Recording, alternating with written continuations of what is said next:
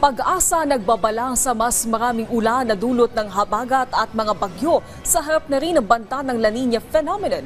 National government at ilang mga lokal na pamahalaan puspusan ng hakbang laban sa pagbaha. Si Ryan Lesigas sa sentro ng balita. Ryan.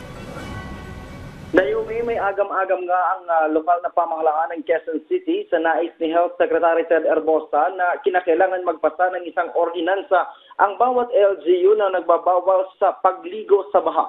Sa ganitong paraan daw kasi ay hindi mahirapan ang DOH na tubunan ng tumataas na kaso ng leptospirosis sa tuwing may baha.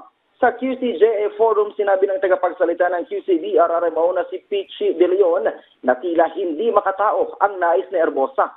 Gate ni De Leon na kailangan muna itong dumaan sa masusing pag-aaral. Narito ang bahagi ng pahayag ni De Leon.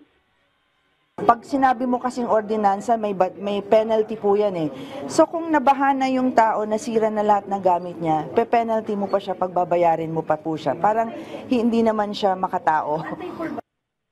Para masolusyonan naman ang matinding pagbaha sa Quezon City tuwing may bagyo, sinisimulan na nila ang pagtatayo ng Drainage Master Plan. Mahigit 100 detention basin daw ang kanilang planong itayo na kasinlaki ng isang basketball court. Ang detention basin ang unang hihigop ng tubig ulan para maibsan ang matinding pagbaha. Siyam na barangay na yumi ang unang target lagyan ng QCLGU na kinabibilangan ng Masambong, Bahay Toro, Santo Cristo, Commonwealth at Loyola Heights. Target masimulan ang proyekto sa katapusan ng taong ito. Narito muli ang bahagi ng pahayag ni Pichi De Leon. It's a detention basin na mag-iipon ng flood water temporarily para ma-avoid yung pag-overflow ng water at magbaha. And then pag huminto na yung baha, slowly na namin siyang ile-let go para pumunta na sa river and sa creeks.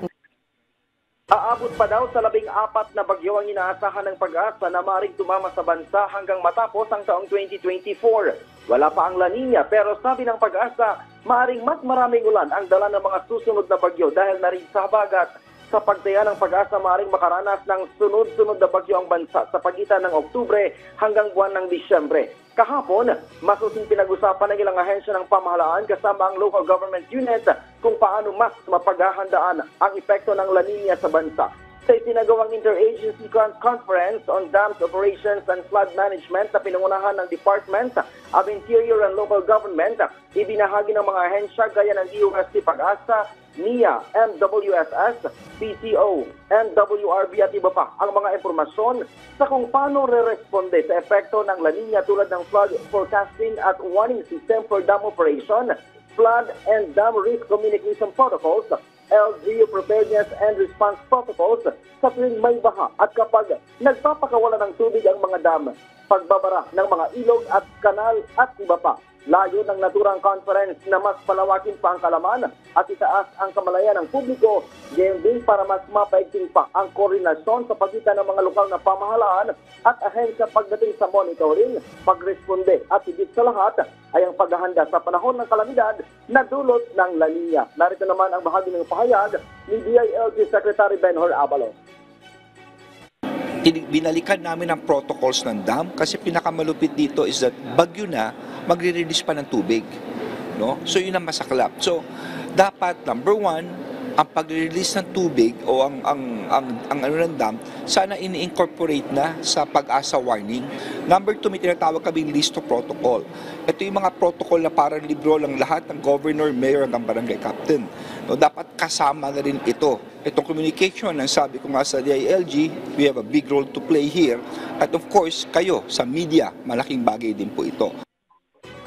Ang DSWD naman tiniyak na nakatutok sa pangangailangan ng mga naapektuhan ng kalamidad. Sa ngayon ay meron pa daw aabot sa 356 million pesos ang Quick Response Fund ng DSWD na maaaring gamitin sa mga susunod na kalamidad.